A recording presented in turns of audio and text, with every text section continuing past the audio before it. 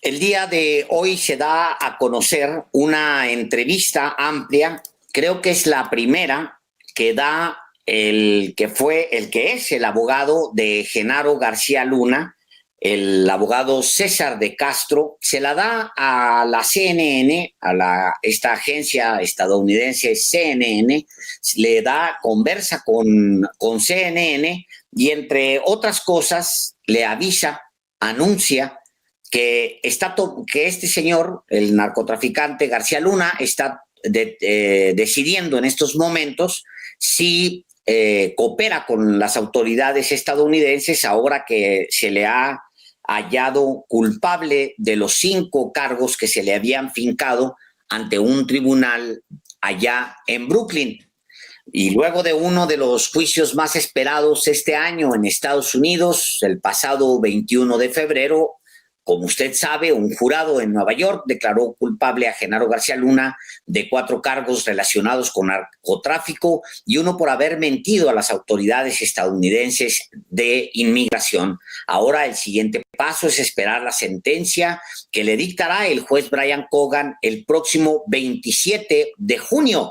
Es una fecha muy esperada en México como en Estados Unidos, porque una vez que él se resistió a cooperar con las autoridades, declararse culpable de los cargos que se le fincaron y cooperar con las autoridades, por eso mismo se espera una condena que podría ir, que va a ir, más bien no podría, que va a ser de 20 años como mínimo y hasta una cadena perpetua. Sí, es una entrevista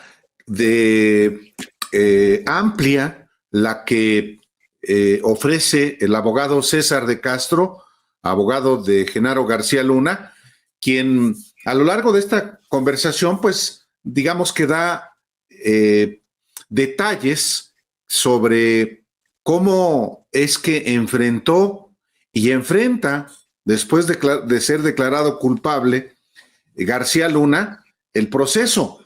Dice César de Castro, el abogado, que García Luna aún se encuentra en shock y que, pues, al igual que García Luna, y él, al igual que García Luna, pues no podía creer el veredicto de culpabilidad basado en 6 testigos colaboradores que, en opinión de ambos, del abogado y de Genaro García Luna, tenían poca o ninguna credibilidad, y que eso fue en lo que se basó el jurado para declararlo culpable de narcotráfico, Alejandro.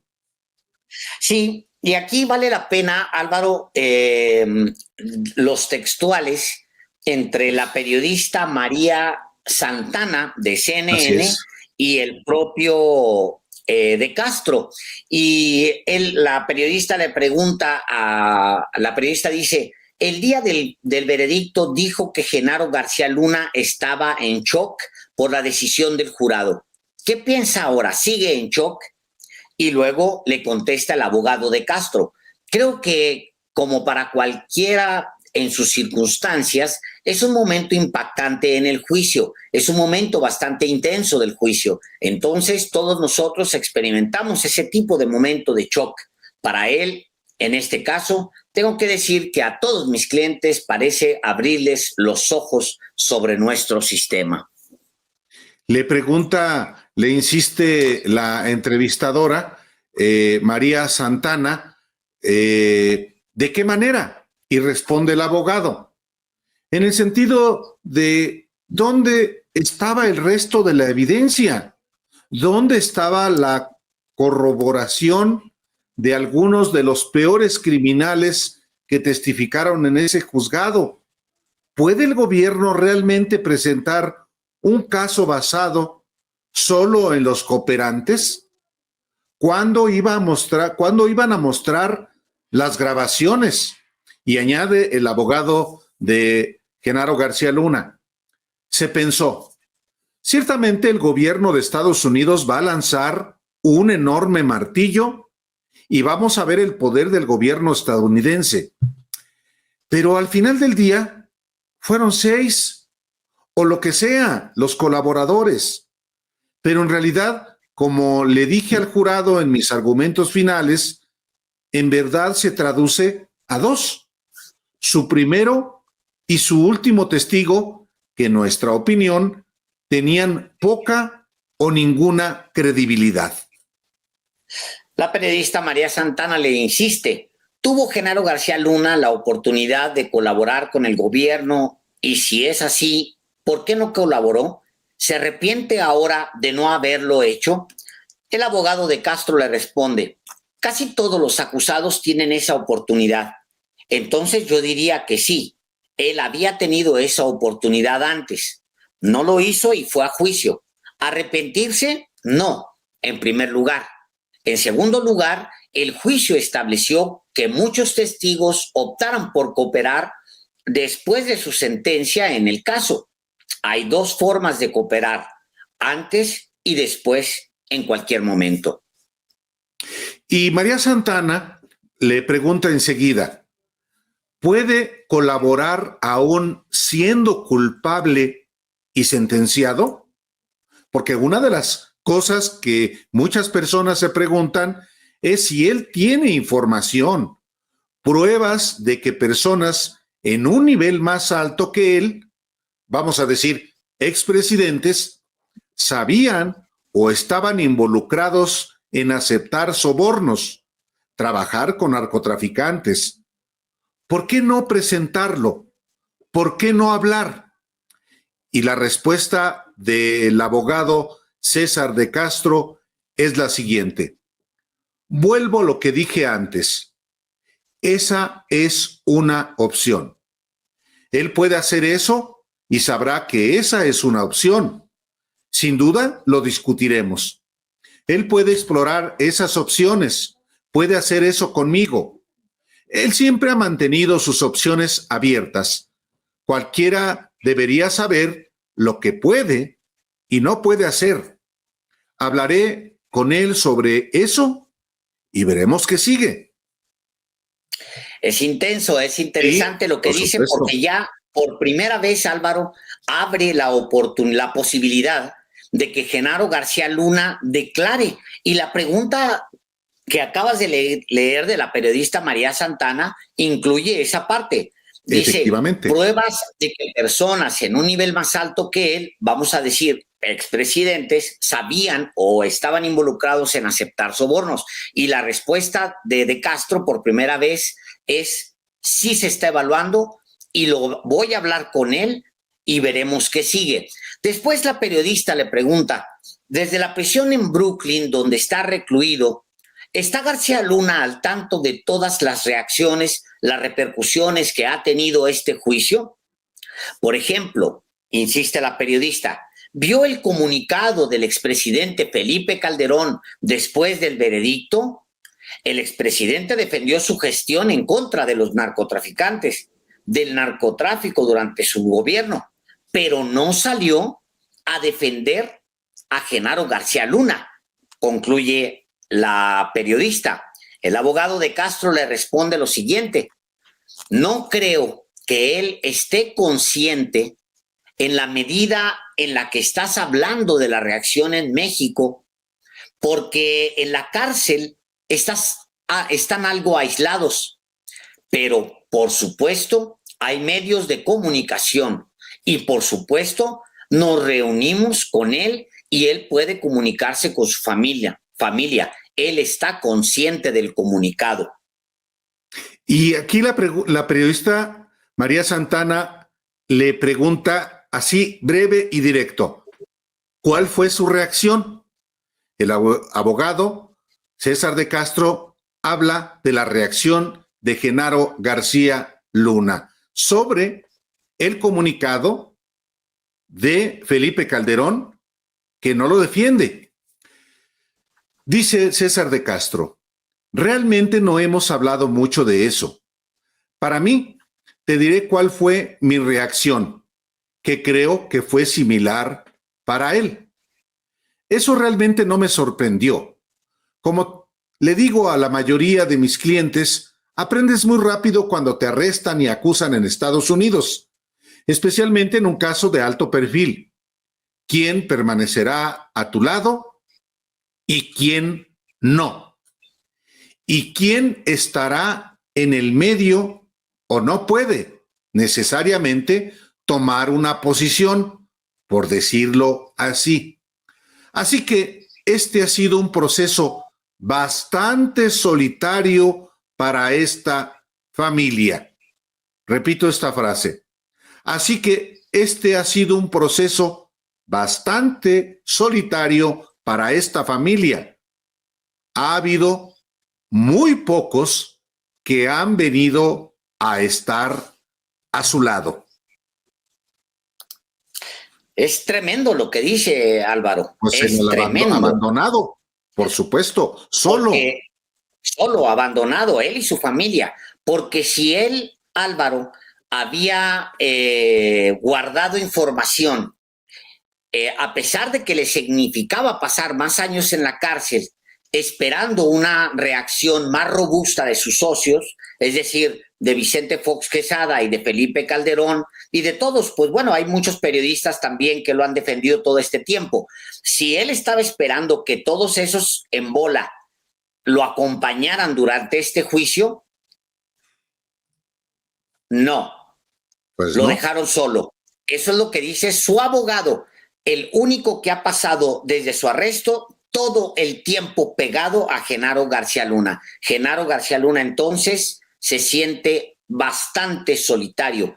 Ha sido un proceso bastante solitario para esta familia, es lo que dice César de Castro. La periodista María Santana, de la cadena CNN, en esta que es la primera entrevista que da a César de Castro, le pregunta lo siguiente: ¿dará Genaro García Luna una entrevista en algún momento? Por la figura que fue, jefe de toda la seguridad del país y al que la gente le puso tanta confianza, ¿no cree que debería dar la cara y hablarle directamente a México? El abogado César de Castro coincide, le dice lo siguiente: por supuesto, él quiere. ¿Quién no lo haría por todas las razones que acabas de decir? En primer lugar, es su país, él ama a su país, es un patriota y trabajó muy de cerca con el gobierno de Estados Unidos. ¿Pero quiere hablar y dar una entrevista? Estoy seguro de que no puedo aconsejarle que haga eso en este momento. Tenemos que ir a la sentencia, tenemos que cuestiones legales que desafiar. Creo que puede querer hacer eso en el futuro. Eso realmente depende de él y su familia. Pero sé que ciertamente lo haría, querría hacer eso. Y antes de apelar su condena, hay que recordarlo, porque la condena pues está prevista que sea para el 27 de junio, pero antes de apelar, García Luna tiene que ser sentenciado. La defensa tiene 14 días a partir de la fecha en la que la Corte dicta una sentencia para presentar una notificación a la Corte de Apelaciones, y a partir de ese momento tiene 3 meses para presentar una moción con sus argumentos ante el tribunal. Y aquí la colega María Santana le pregunta al abogado de Genaro García Luna. Dijo que estaban pensando apelar el fallo del jurado. ¿Aún está bajo consideración y bajo qué fundamento piensan apelar? Y César de Castro le responde: tenemos que revisar toda la transcripción del juicio. Creo que una cosa que la gente muy a menudo no entiende aquí en Estados Unidos y en el mundo es que en nuestro sistema se basa únicamente en aquello que está registrado. No es un juicio doble. No presentamos nuevas pruebas a la Corte de Apelaciones. Y luego le insiste la periodista: no puede decir, Fiscalía, encontramos otra cosa, e ir a presentarla durante el proceso de apelación. De Castro le responde: ellos no pueden hacer eso, nosotros no podemos hacer eso, porque ¿qué pasa si surge algo nuevo donde encuentro algo que, wow, esto desmiente por completo el testimonio de uno de los testigos? Hay un vehículo para eso. Simplemente no es la Corte, la apelación directa. Tenemos que presentar una moción por separado que permite impugnar una condena basada en nuevas pruebas.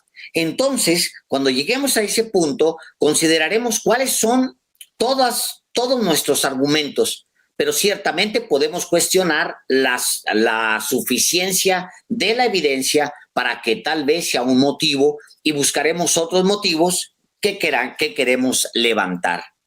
Y enseguida viene el asunto del dinero, de la fortuna que tiene Genaro García Luna. Alejandro, y usted que nos ve y que nos escucha, le pregunta a la colega María Santana de la cadena CNN al abogado César de Castro. Vamos a hablar de la evidencia que no presentó la Fiscalía. Y fue todo después sobre las finanzas, adquisiciones, los activos de Genaro García Luna después del 2012, después de que salió del gobierno. ¿Por qué se excluyó? Contesta el abogado de García Luna. El gobierno quería decir que era rico. Era rico y mira, eso demuestra que de alguna manera fue sobornado por el cártel o de alguna manera estaba en la cama con el cártel. Seguramente pensarías que 10 años después intentarán decir que no podemos seguir el rastro del dinero o que tenemos una razón para creer que parte de su riqueza posterior al 2012 estaba conectada con el cártel. Agrega el abogado de García Luna sobre la fortuna de este. Nos acercamos más y más al juicio y eso nunca se materializó. Hicimos nuestra moción que decía que todo lo que sucedió después del 2012 debía ser excluido. El gobierno es libre de tener una teoría y decir, oh no, creemos que está escondiendo el dinero o lo que sea. Pero no lo probaron y la Corte estuvo de acuerdo y dijo, bueno, eso sería solo especulación, así que no voy a permitirlo. Está descartado a menos que puedas demostrar que existe una conexión de que el cártel de alguna manera estaba financiando su estilo de vida posterior al 2012. Esa es la respuesta de César de Castro, abogado de García Luna, sobre la fortuna de García Luna. Luego le dice la periodista María Santana de CNN, dice, tampoco se habló durante el juicio de lo que sabían las autoridades estadounidenses sobre las actividades de García Luna. ¿Qué sabían y cuándo lo supieron? De hecho, un día después del veredicto, el senador de Iowa, Chuck Grassley, uno de los republicanos de más alto rango en el Congreso, envió una carta a los jefes de la DEA y el FBI preguntando qué sabían las agencias sobre la corrupción y actividad criminal de García Luna y exigiendo pruebas, incluyendo grabaciones que puedan ampliar, arrojar nueva luz en este caso. ¿Qué piensa sobre esto? Y el abogado César de Castro le responde, bueno, entiendo que la hipótesis de esa carta era, escuchen, el jurado ha hablado y ha condenado al señor García Luna por importación, por ayudar al cártel a importar todas estas drogas. Sí, averígüenlo, esperen un minuto. La narrativa durante el juicio fue, ¿qué pasa? ¿Cómo pasa la droga por México? A través de la corrupción.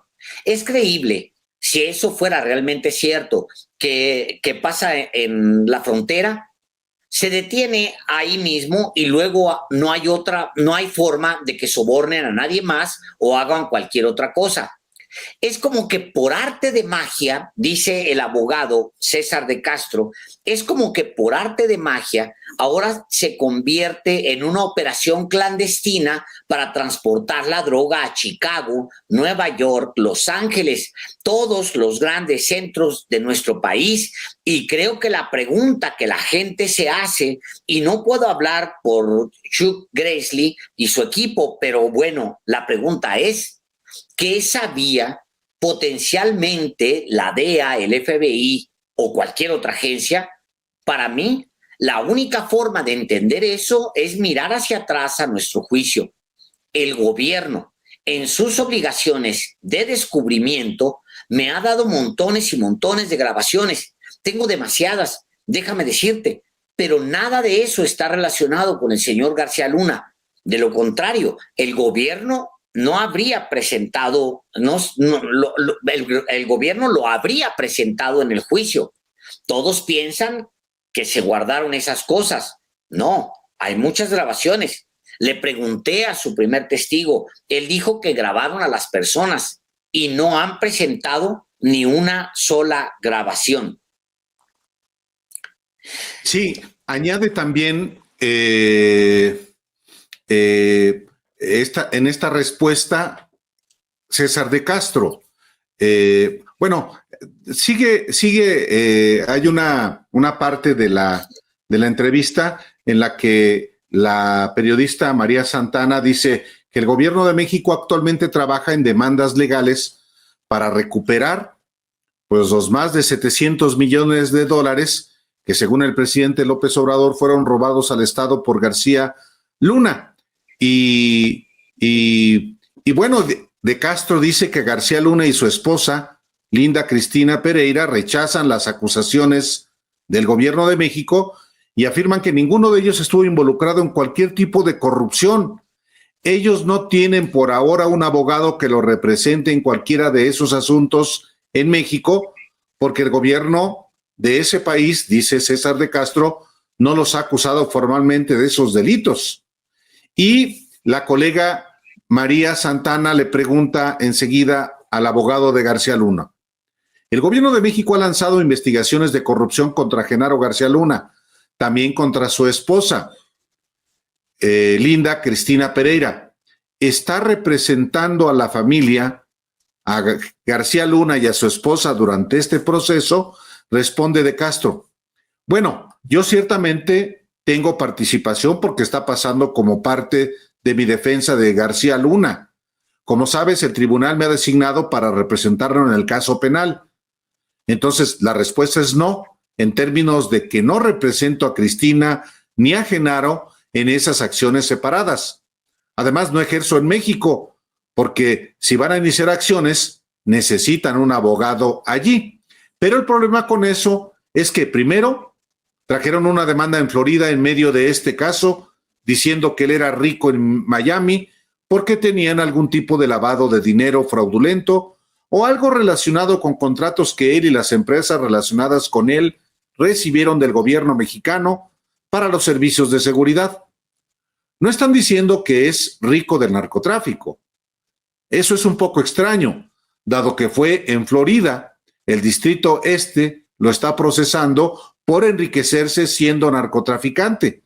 Es confuso, así que realmente no lo entiendo y creo que todo se relaciona con lo que ocurrió en 2012, esa evidencia que fue excluida de 2012. Híjole, qué interesante. Le pregunta la periodista María Santana, esto es sobre lo que ha presentado tanto el presidente López Obrador, de lo que han hablado tanto él como el titular de la UIF, Pablo Gómez. La periodista le pregunta al abogado César de Castro, están hablando de 700 millones de dólares, una mansión valorada en 4 millones, apartamentos en una isla privada de 2 millones, otro condominio de 1 millón.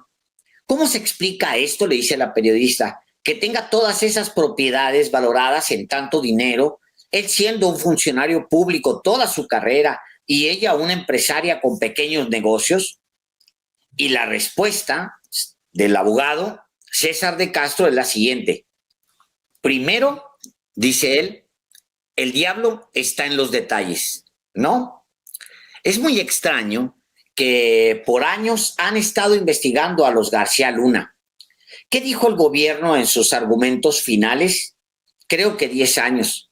Tardaron 10 años en preparar el caso que presentaron en el distrito este. Les tomó 10 años armar esto y eso se basó solo en cooperantes. Nada de eso fue presentado. Todas estas otras propiedades no sé de dónde vienen. Estados Unidos y México trabajaron muy de cerca en este caso. Y le pregunta María Santana, ¿pero él es dueño de todo esto? ¿Tiene todas estas propiedades? Responde el abogado de García Luna, no sé. He escuchado que hubo una conferencia de prensa o algo así. Ni siquiera he revisado cuáles son esas propiedades. Las propiedades de las que tenemos conocimiento y de las que tiene conocimiento el gobierno de Estados Unidos después de 10 años de una investigación forense que, por cierto, estaba haciendo con el gobierno de México, fueron las propiedades que discutimos en nuestra moción. Estas cosas nuevas ni siquiera sé de lo que están hablando. Y luego le insiste la periodista, ¿podría Genaro García Luna ser extraditado a México para enfrentar estos cargos? Y luego de Castro le responde, la respuesta corta es sí. ¿Por qué? Primero, fue condenado, acaba de ser condenado por un delito. Su familia son ciudadanos de Estados Unidos, así que ese es un tema diferente, pero él es un residente permanente legal en este país, en Estados Unidos. Ha sido condenado por un delito, por lo tanto, sería deportado luego de cumplir su condena. Entonces, tiene que ser sentenciado. Ciertamente vamos a apelar, pero suponiendo que no podamos revertir su condena de alguna manera y él tiene que cumplir la sentencia que sea, la pregunta es, ¿qué sucede después de que cumple su condena? Le pregunta María Santana, pero estamos hablando de una larga sentencia. Podría ser de entre 20 años a vida en la cárcel. ¿No podría esto suceder antes de cumplir esos años en la cárcel? El abogado responde, generalmente no, pero esa es una conversación más política. Eso es algo entre países que tienen que tener una conversación. Más adelante, Álvaro, ya habla de Castro sobre la respuesta que le da el presidente López Obrador a cuando César de Castro intenta vincular al presidente López Obrador con sobornos del cártel, algo que el juez lo llama y le dice, no señor, eso no se dijo así en su momento, que es cuando habla el rey Zambada de sobornos a una campaña. Pero el abogado César de Castro, que conversa permanentemente durante todo el juicio con Genaro García Luna, el abogado César de Castro intenta vincular al presidente López Obrador con recibir dinero para una campaña y tiene varios tropiezos durante la formulación de la pregunta. La más notoria de todo, el más notorio de todos los tropiezos es cuando él habla de una campaña política de López Obrador contra Vicente Fox, pero en realidad pues lo que dice es que está muy sorprendido por la respuesta de López Obrador, que se impactó mucho. Dice, no esperaba la agresividad que recibí al hacer estas preguntas. Viene con el territorio, no lo entiendo, soy abogado defensor, a la gente no le gusta lo que hacemos, pero sí recibí y sigo recibiendo muchas reacciones de los que son o dicen ser simpatizantes del presidente. Nunca he escuchado nada del presidente. En fin, él trata de defenderse en este último tramo de la entrevista. Y la última parte, Alejandro, ya Santana le dice, ¿cómo le responde al presidente López Obrador si pudiera decirle algo y quizás vea esto? Y César de Castro, abogado de Genaro García Luna, dirigiéndose al presidente de México, López Obrador, dice, diría que revise la transcripción e hice mi trabajo. Hice lo que se me exige como abogado defensor. Y como dije antes, miré el bosque para ver los árboles. Yo creo que tumbamos los testigos cooperantes que presentó el gobierno de Estados Unidos y establecimos que no son testigos creíbles. El jurado no estuvo de acuerdo. Respetamos el veredicto del jurado, pero no estamos de acuerdo en la credibilidad de esos testigos. Y creo que si el presidente mirara nuestros contrainterrogatorios de todos los testigos, incluido el del rey Zambada, vería que hicimos un gran trabajo desacreditando a un individuo que aparentemente afirma haber estado relacionado con él de alguna manera. Santana le pregunta, ¿tendría el presidente algún caso en su contra? Y de Castro concluye, no, ningún caso. Muy interesante, Alejandro, la entrevista. Sí, bueno, son las preguntas las que le hace María Santana, Álvaro, las preguntas que hubiéramos querido hacerle casi cualquier periodista al abogado de Castro.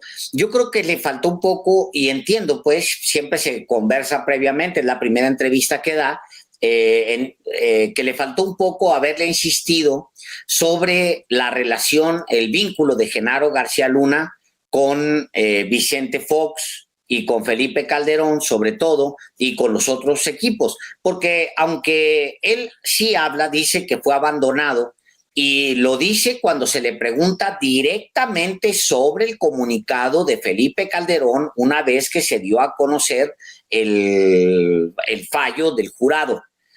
Y él dice, pues sí, la familia fue abandonada por todo mundo, pero yo creo que faltó la insistencia en ese sentido. Por ejemplo, él como abogado, ¿cuál es su opinión? Si Genaro García Luna quisiera cooperar, ¿qué es lo que Genaro García Luna necesita tener en la mano? ¿Qué pruebas necesita tener en la mano para poder pedir que el gobierno de Estados Unidos lo considere como un cooperante? Y lo hemos dicho varias veces, Álvaro, aquí, lo que Genaro García Luna tiene, si es que lo tiene, yo creo que es un hombre especializado en espionaje y en mecanismos como grabar a testigos, grabar a otros, inventar historias, etcétera. Algo muy acreditado en México. Yo creo que si lo tiene en la mano, no es en contra de un subordinado de él. No, no, no. Es hacia Solamente arriba, para arriba, Alejandro. Y para los lados, Álvaro, porque Sí. no se nos olvide que hay una relación directa, que es horizontal, de Genaro García Luna con miembros del gabinete, Álvaro, que son, es una relación muy documentada y continua de muchos años. Entonces yo sí tiene que voltear necesariamente hacia arriba Genaro García Luna y entregar pruebas hacia arriba, si quiere ser cooperante. Pero yo creo que hacia los lados, Álvaro, hay mucha información que él tiene, incluyendo cosas que pueden considerarse menores en la Corte, Álvaro, o para el Departamento de Justicia de los Estados Unidos, como por ejemplo el espionaje realizado por Genaro García Luna a opositores, el espionaje realizado al interior del gabinete, su participación en algunos crímenes que se han denunciado. Por ejemplo, hay periodistas, Álvaro, que sufrieron acoso policial durante el periodo en el que él estuvo al frente. No se nos olvide que un ministro de la Corte fue encañonado por gente de Genaro García Luna en el sexenio de Felipe Calderón. Esto nos lo dijo a nosotros y lo hizo público Arturo Saldívar en una conversación. O sea, esas confirmaciones que a lo mejor para el Departamento de Justicia podrían ser menores, Álvaro, aquí sí tienen una repercusión brutal, sí, si él decide hablar. Sí, no hay que perder de vista que además de las propias conductas criminales vinculadas directamente con el tráfico de drogas, por ejemplo, hay otros asuntos que son muy delicados.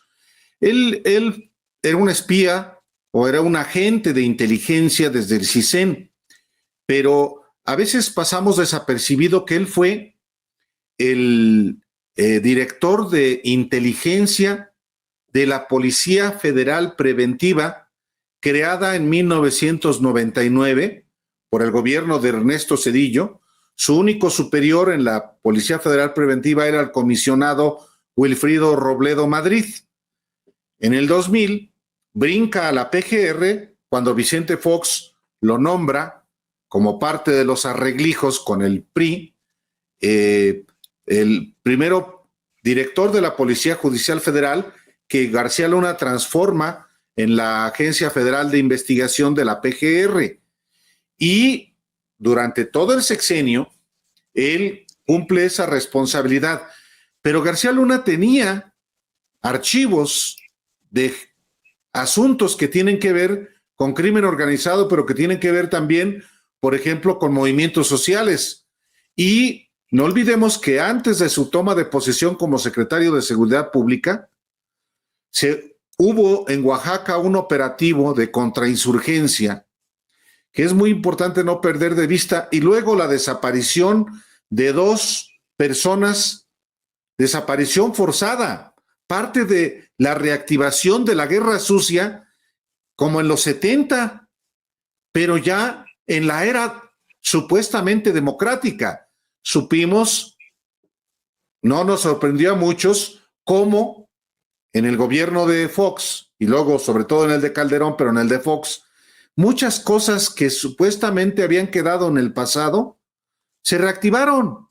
Pues el desafuero fue eso. Entonces, bueno, efectivamente, en el caso de Genaro García Luna, es un archivo el personaje y seguramente tiene un arsenal,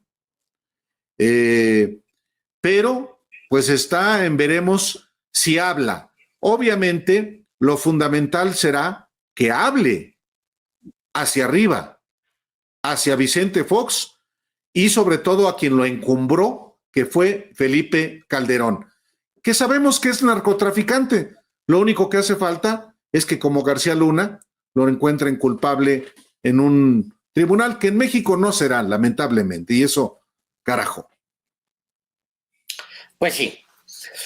Pues tal cual, señor Delgado, es interesante, se mueven muchas cosas a partir de esta entrevista. Sí, es importante, por eso le informamos a usted la pregunta, la respuesta, porque es la primera entrevista que concede el abogado de Genaro García Luna. Por supuesto, pues a mí me gustaría entrevistar a Genaro García Luna. En una de esas, en algún momento va a dar una entrevista, pues a quienes, como en su momento, ¿a quién dio entrevista Carlos Ahumada? Pues a los que lo traían aquí también, ¿no? Y aún así, contó maravillas. No Sí, le hace bueno. que García Luna no tenga fluidez al hablar, pero que hable. Sí, totalmente.